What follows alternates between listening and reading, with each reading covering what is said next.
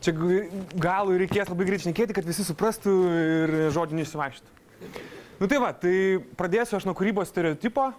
Tai kūrybos stereotipas, kūrybininko stereotipas buvo sukurtas prieš, nežinau, galbūt 20 metų, kai dar Prancūzijoje buvo Frankas ir buvo sukurtas Frederiko Beigbederio, bent jau Lietuvoje, kaip supranta, kūrybininką.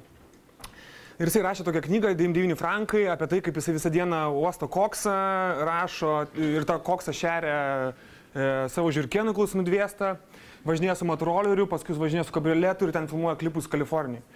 Tai žodžiu, būna ir taip, visko būna, bet iš esmės kūrybininkas susiduria su labai dideliu nuolatiniu spaudimu. Ir ta kūryba yra profesionali, ta prasme reklamos agentūros Pastaisykite ausinę.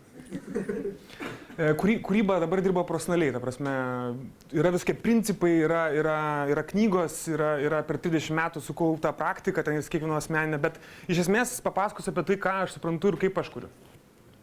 O kodėl Circles We Make, ar kaip ten vadinasi, tai dėl to, kad iš esmės po kokių ten 10 metų jūs patys būsite banko analitikai visokie ir jau man tada į akį cirklą padarysit, kaip blogai ką nors sukursiu. Nu tai va. Čia visi žinot turbūt šitą principą, kūryba vyksta arba komanda, arba ne, gali dviese, gali tryse, brainstormas iš esmės reklamos agentūrose nėra tokios sąvokos iš viso. Nu tai prasme, neegzistuojantis dalykas.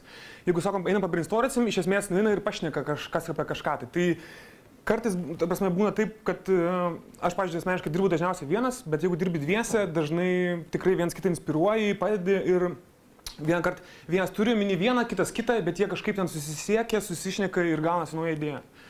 Tai va, čia Domas yra, kur čia šnekėjo. Tas pats, jisai pas mus anksčiau dirbo. Iš esmės, kiekvienas kūrybininkas turi turėti polėkę savį.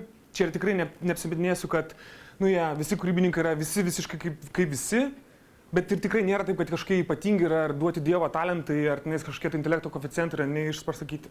Bet polėkę reikia turėti ir tas polėkis kiekviename yra iš jūsų ir aš manau, čia nėra problema. Didžiausia problema su kūrybos suvokimu yra tai, kad vieni galvoja, kad kūryba yra Dievo duota. Antri galvoja, kad iš vis niekas negali kurti, ta prasme, jeigu negali kurti, jeigu Dievo neduota. Antri sako, kad iš esmės visi gali kurti. Tai abudu klysta. Iš esmės, kaip ir Boltas nubėga 100 metrų, taip ir jūs galite nubėgti 100 metrų, bet jisai daugiau tam pastangų įdėjo. Tai kiekvienas gali lavinti kūrybiškumą. Skirtingam amžiui, aišku, tai daryti gali būti sunkiau, bet labai norint, galima tai lavinti.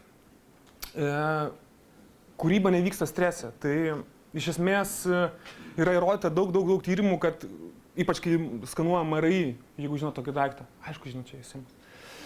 Tai kai žmogus stresuoja, jis iš tikrųjų labai sunkiai galvoja idėjas ir jam dažniausiai gaunasi tokios bukos, kaip ir visų, ir iš esmės kūryba nevyksta strese niekados.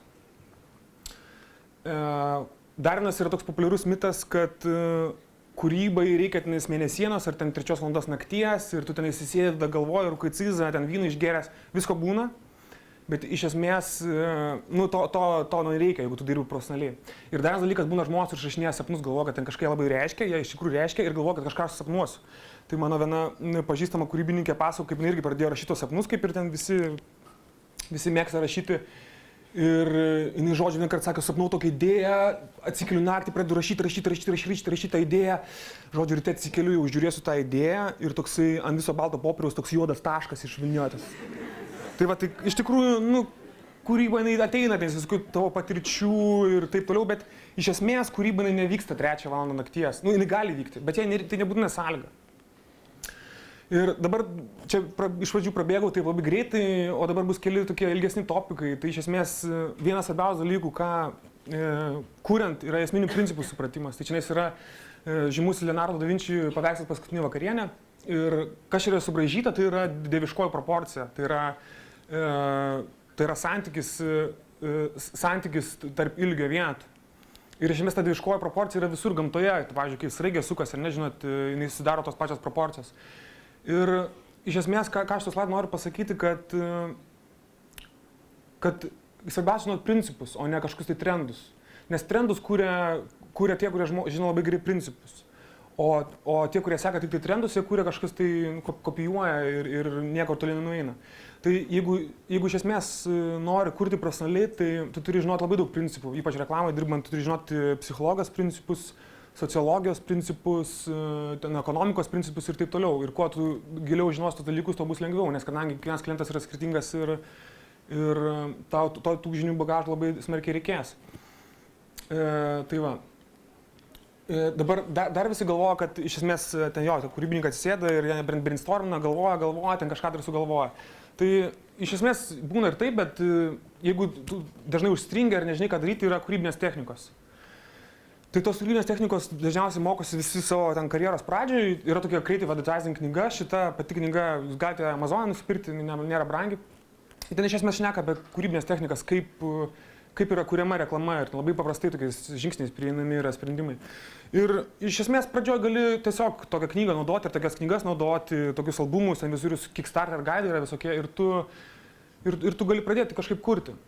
Paskui po kiek laiko tau aišku tos knygos nebereikės, bet viena iš reklamos agentūrų Lietuvos, viena didesnių, irgi susitinka į mytose, brainstormuose, kurie neegzistuoja ir tada jau pradeda atverčia tą knygą, pasižiūri ir praverčia jį.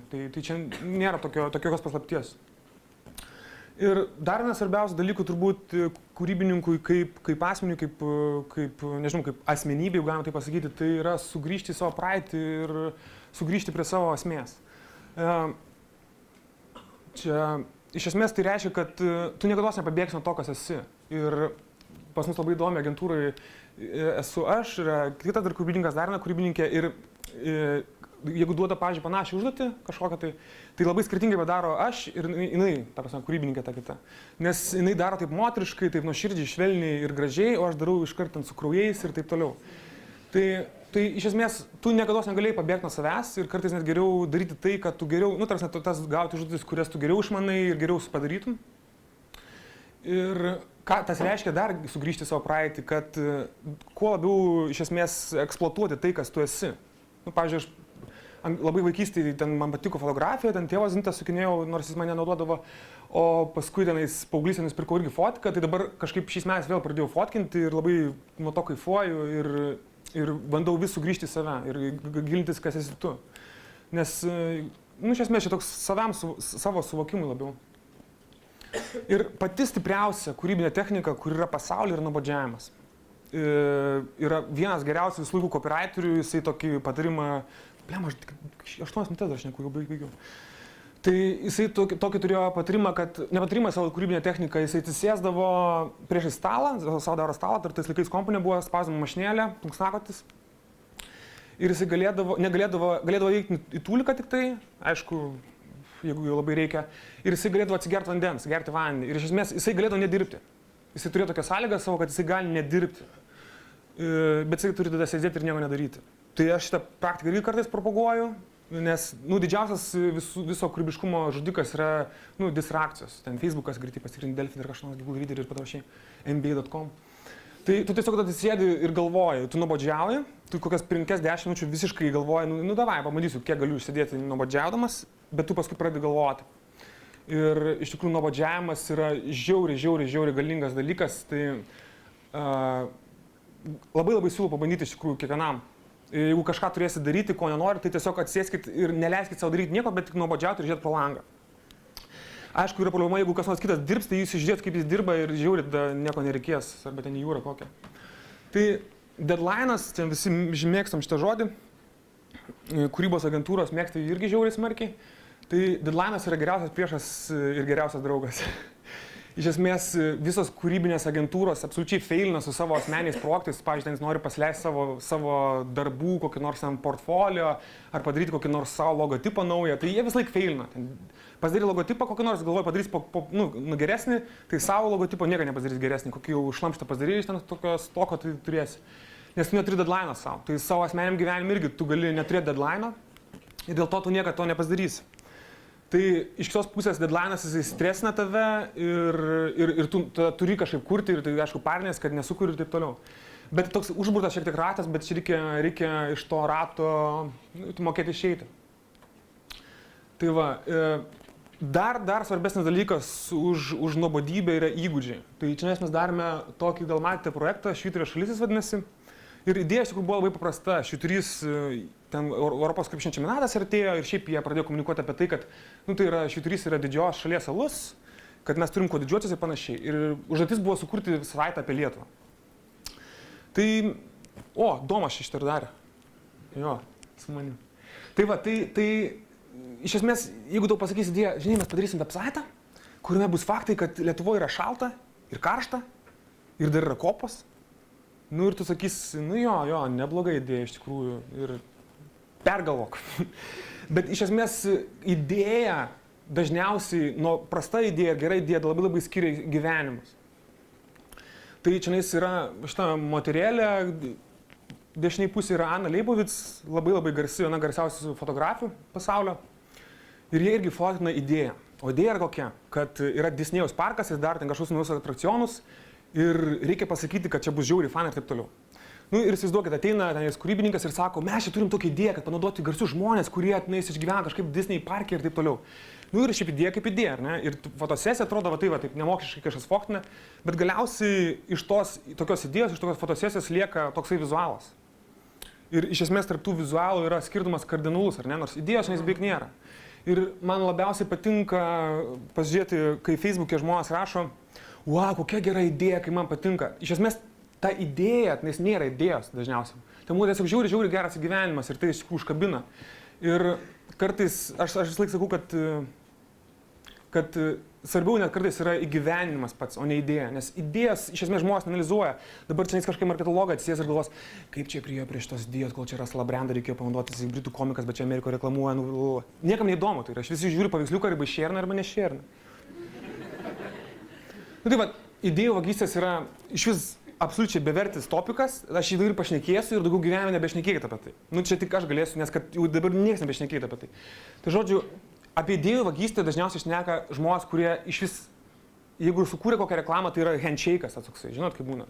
Tipo, sveiki, ten mūsų geriausias bankas, jūs esate handshake'as. Ir čia yra dvi idėjos, kurios yra visiškai vienodos. Vienas šneka apie padažą ir nudegusius pagaliukus, kitas šneka apie padažą ir nudegusius pagaliukus. Ir jos yra vienodos, bet iš esmės, jeigu pagalvosit, kas jas kūrė ir kaip jas kūrė, tai irgi vienodi žmonės. Viena kompanija sako, žinot, ką mes turim padažą ir norim parodyti, kad jis labai aštrus, kaip nors parodykite ten žodžiu. Ir kūrybininkas galvoja, kad kaip padaryti, kad jis toks aštrus ir prie tos pradžios kūrybinio sprendimo. Tai niekados nesiparinkit dėl tų idėjų vagysčių. Čia man patiko vienas fotografas lietuvis Facebook'e savo labai aiškino apie kaip iš šios idėją pavogė, kaip jisai parnės, kad jo nepaklausė, kad jis pats galėtų tai nufotkinti ir padaryti. Ir paskui jam visi pradėjo pausinti, kaip ten jo tos visos idėjos yra visos nuvoktos, absoliučiai, ten iki grabo lentos. Tai va šitas seniokas, jis man žiauriai patinka. Jisai šveicaras, kuris kūrė fontus, žinot, kas yra fontai, aišku. Tai jisai yra ten gūrų fontų kūrėjas. Bet čia ne jo nuotrauka, nes aš jo neradau. Tai čia labai panašu daug. Ir žodžiu, jisai kūrė fontus ir fontų kūryba yra žiauriai sudėtingas dalykas, kurį reikalauja labai daug įgūdžių. Tai kaip jisai kūrė, jisai pasižiūri fontą, jis žiūri, jis žiauriai senas, jis turi laiko. Jis paskui užverčia tą fontą ir jisai jį perpiešia. Tiesiog bando perpiešti, padaryti tokį patį fontą. Bet jisai gaunasi visiškai skirtingas. Ir turbūt jau pastebėjot, kad internete ir apskritai visur yra tas posakis Everything is a Remix, yra toks dokumentinis filmas, gal ten 60 minučių, kur šneka apie tai, kad visos idėjos yra jau sukurtos ir nieko naujos nesugalvosit. Ir kai jūs išsivaduosit iš tos tokios dilemos, kad čia originalu ir neoriginalu, tai jūs tiesiog pradėsite iš tikrųjų kurti. Aš nekalbu apie tai, kad kai būna visiškai viens prie vieno, totaliai nuripinta ir dar kvailiau padaryta. Gal tada nereikia. Bet šiaip su protu vagiant, prašau, vokit iš manęs galite vokti viską. Tai va, bet jeigu aš atsimenu, kai būdavo atsimėt mokykloje tos tokios knygutės, kur rašydavai, ką tenais mėgsi ar ne, gal jūs net nebe kartą, nežinau. Tai žodžiu, ten visi rašydavo, kad mėgsi, kad nemėgsi ir dabar šiais laikais, kai paklausiu, kad tu mėgsi, visi sako kelionės, filmus ir muziką. Ir visi matė jau ten tą dabar Life of Pi, visi matė ten visus filmus, visi klauso tų pačių grupių ir visi keliauja. Tai va, bet iš esmės, pavyzdžiui, kas man įdomu, tai yra paskaityti pasakas vaikams. Paskaityti Wikipedijoje apie keisčiausias žūtis istorijų. Žiauriai geras straipsnis. Nueiti su draugu survival žygį dviesi. Ir jeigu jūs gausite skirtingų patirčių negu visi kiti, jūs turėsit, ta prasme, tas pačias idėjas gyvensit kitaip visiškai, arba turėsit visiškai originalių idėjų. Tai va, dar vieną dalyką, ką kūrybininkai daro, tai bando atrasti sielos ramybę. Jeigu nueisit į kokį jogos tenais klubą, tai ten bus visai pora kūrybininkų, kurie jau baigia išprotėti, nes tai yra iš tikrųjų stresinis darbas ir nuolat ten skaito, ten kaip tapti tokiu anu ir paskui ten darbe viskas dingsta, visą ten tą jogą, Dalai Lama, aš užsiprenuravęs, ten man ateina jo pranešimai. Ačiū. Tai va, čia mūsų Antaniukas, iliustratorius, kuris piešia tą švyturio šalį. Labai yra svarbu aplinka, bet dažnai žmonės ją pervertina, ta prasme, kad jinai yra žiauriai svarbi, kad turėsi žiauriai gražų ofisą, kuris sudėsi Xbox ir staliukus ir sėdmaišius ir panašiai, bet iš esmės to ne vien neužtenka, tai yra toksai tiesiog daiktas, kuris turi būti. Kas turi būti privalomai, tai yra nepertraukomas darbas, nes aš nežinau, ar jūs dar tikite tuo mitu kaip multitaskinimas, bet iš esmės čia Antanas tą švyturio šalį ir piešia. Tai yra darbas, kai tavęs nepertraukia, darbas, kai tu gali susikoncentruoti ir kodėl žmonės sako, aš mėgstu dirbti tenais 10 nakties ar 3 nakties, būtent dėl to, kad yra metas, kai tavęs niekas nepertrauks ir tu gali ramiai susikoncentruoti. Tai yra kūrybai vienas iš svarbiausių dalykų. Dabar pusrutuliai, jeigu dar nežinote, yra absoliutus mitas, kairys ir dešinys smegenų pusrutulis, dabar jau įrodyta, kad tu galvoji arba siaurai apie kažkokį dalyką, arba labai plačiai. Tu galvoji apie konceptualiai, apie tai, kokia gali būti nauja SEB banko strategija, arba tu galvoji, kokį tenais parašyti tekstuką ten toj pačioje vietoje, ar ne? Tai iš esmės šitas mitas yra absoliutus, kiekvienas iš jūsų, ta prasme, abu pusrutulius vis laik naudojate ir kad tokių nesąmonių nebūtų, va, aš jau radau čia, matai, irgi šitam jūsų antram aukšte lygiai tą patį, ta prasme, mituoja. Tai iš esmės, čia iš tos irgi temos, kad kiekvienas gali būti kūrybingas ir panašiai, tiesiog reikia lavinti tas abi smegenų pusės. Tai vat, dabar jau kiek čia tų 10 valandų, tai vat, jau eisiu pasivaikščioti, nes jau taip prispaudė šiek tiek mane po dienos darbų ir irgi čia prie tos pačios jogos, kad jeigu norit būti kūrybiški, turit nuolatos rasti laiko savo smegenų prasivalymui. Nes jeigu neprasivalysit savo galvos, tada pradėsite agentūrai vaidinti kūrybinę tokią auką. Toks ateini tipo ryte ir... Nežinau, šiandien sunkiai miegoju. Nežinau, biškai freelancinau naktį, reikia pinigų užsidirbti, žinai. Tai va, tai to, kad nebūtų, tai tiesiog jūs visus užknysit, jeigu būsit toksai. Ir jeigu niekas nesigauna, pats geriausias pasaulio patarimas yra išeiti pasivaikščioti. Čia jau toksai ekstra, kurio niekas nežino, čia slaptas kūrybininkų ginklas. Eini pasivaikščioti, supranti, kad žopa. Ir iš esmės, čia nežinau, labai iš tikrųjų jaunaus ir nelabai aš išnekėjau galbūt, bet realybėj kūryba yra žinios, talentas, įgūdžiai, nuolatinis įkvėpimas ir susikoncentravimas. Prieš pats savo fainas hipsteris apsimetis, kad uosto koksą. Nu tai čia yra iš tikrųjų tiesa, kad tau reikia talento, įgūdžių ir tų visų dalykų. Nes koks ir taip galėsi osti, ar talentingas ar ne. Ir svarbiausias klausimas, kurį klausia manęs kiekvieną dieną, ar parūkot žolės? Tai daryti gali, ką nori, ten rūkyti, nerūkyti, aš tai turiu savo mūzą, savo įkvėpėją, savo gyvenimo moterį. Tai vat, aš ją patraukiu per nosį kiekvieną rytą, tai to visiems ir linkiu.